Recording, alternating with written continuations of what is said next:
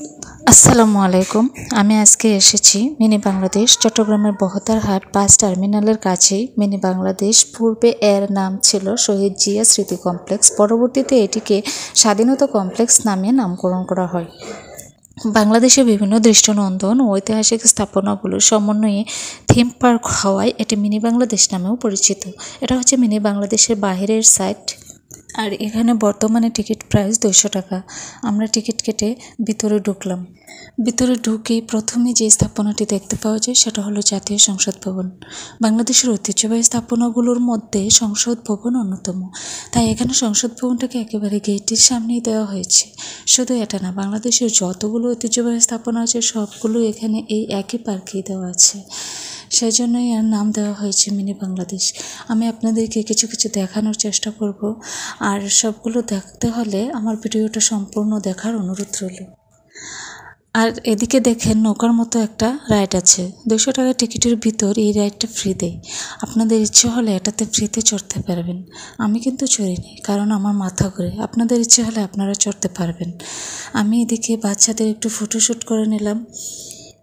ছবি তোলা শেষ হলে আমি চলে যাব সংসদ ভবনের ভিতরের দিকটা দেখার জন্য। তো আমি তো চলে আসলাম, ভিতরে ঢুকতেছি। ভিতরে ঢুকে দেখি এখানে কি দেখা যায়। ভিতরে ঢুকেও যা দেখলাম তা হলো যে সংসদ ভবনের চতুর্দিকে শুধু পানি, আর মাঝখানে হচ্ছে ভবনটা। তারপর বের হয়ে আসলাম।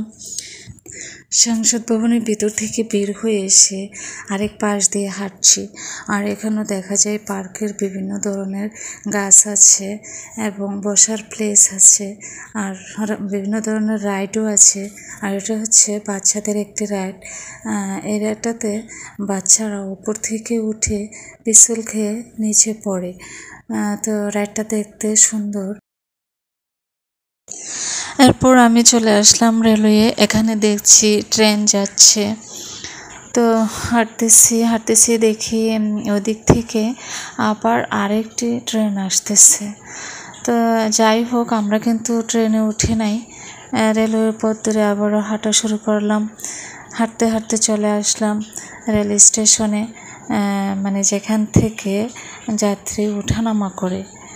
এখানে ট্রেন দাঁড়িয়ে আছে, কিছু যাত্রী নামবে আর আবার কিছু যাত্রী উঠবে।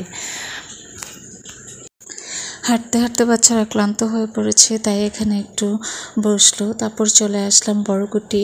এটা হচ্ছে বড়কুটি দেখা শেষ করে চলে আসলাম আমরা কার্জন হলে। কার্জন হল হচ্ছে একটি বিশাল বড় হল। আমরা যারা ইতিহাস পড়েছি তারা সবাই জানি, তাই আমি আর বিস্তারিত কিছু এখানে বললাম না। তারপর আমি চলে আসলাম রাজবাড়িটা। এখানে দেখা যাচ্ছে বিভিন্ন ধরনের সাংবাদিক এসে ভিডিও করতেছে, ছবি তুলতেছে, তাই আমিও রাজবাড়িটাকে একটু দেখে নিলাম এবং একটু ভিডিও করে নিলাম। পার্কের এই সাইডটাতেও বিভিন্ন ধরনের বসার প্লেস আছে। তারপর আমি আবার চলে আসলাম পাহাড়পুর বৌদ্ধবিহার দেখতে। পাহাড়পুরের বৌদ্ধবিহার দেখতে যেরকম, এখানেও স্থাপনাটি সেরকমভাবেই তুলে ধরা হয়েছে। তারপর আমি চলে আসলাম মাটির ঘর দেখতে। বাচ্চারা কখনো মাটির ঘর দেখে নাই, তাই মাটির ঘর দেখতে চলে আসছে। তারপর আমি আবার চলে আসলাম ছোট সোনা মসজিদ দেখতে। এটা হচ্ছে ছোট সোনা মসজিদ। এই মসজিদের পাশেই রয়েছে একটি ছোট্ট সুন্দর ঝর্ণাটি দেখতে খুবই সুন্দর, তাই আমি ঝর্ণাটার কাছে আসলাম। এরপর আমি চলে আসলাম শহীদ মিনার দেখতে। শহীদ মিনারের আশেপাশে এখানে দেখা যাচ্ছে অনেক দর্শনার্থী আছে।